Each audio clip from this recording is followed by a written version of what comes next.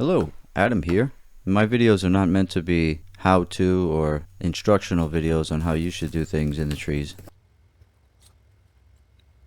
Consider buying a big bucket truck or a big lift and hire a team of people and insure all of them.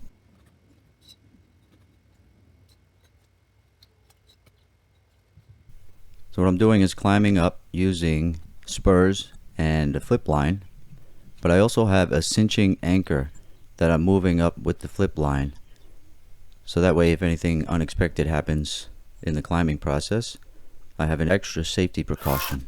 Now as I start cutting, my approach is, because there's a road about 8 feet, or those branches are leaning or overhanging, so I'm cutting the branches in such a way that they stick to their position on the tree, but they lean down. They peel a little bit, but they stay intact on the tree.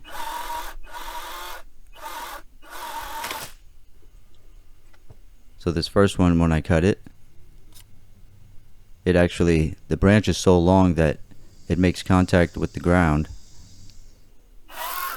near the road, but not on the road. And then I just climbed down to dissect it, and then I pulled it off. Now I'm climbing back up to get the higher branches.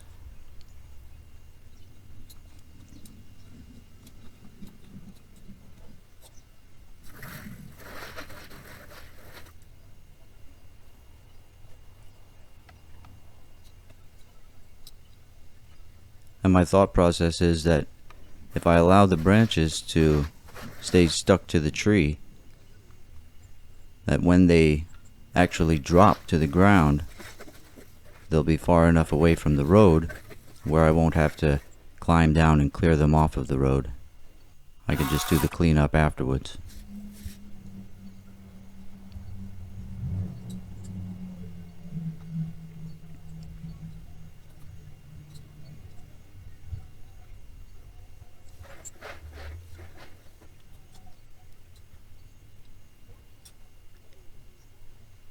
So here I'm taking out the next branch, and these branches are really long.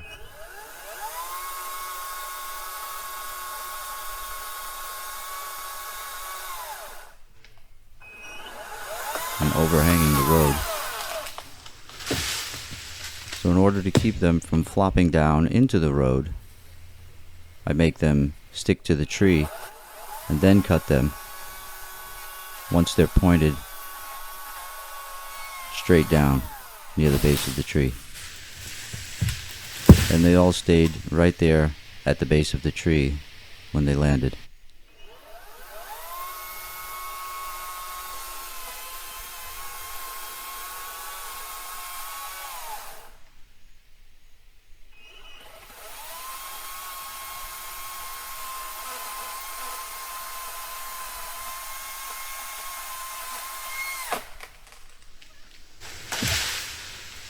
And since I had that cinching anchor up there with me, I didn't have any fear of being knocked off of the tree or sliding down, my lanyard sliding down if my spurs came unstuck.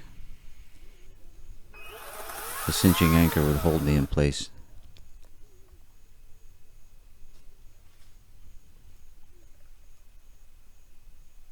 And the reason why this tree couldn't be felled in any direction is because there was obstacles in all of the directions except for the direction where I finally felled the tree. That was the only open spot, but you couldn't do that with the whole tree because the top was too high and it would get stuck in the branches of the tree right next to me. Right behind me there's a tree that has big branches that would have stopped the felling process.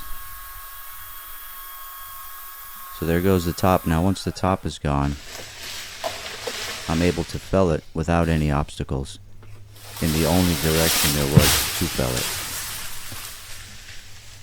So if I didn't have that obstacle there, I would have just felled the whole tree in that desired direction.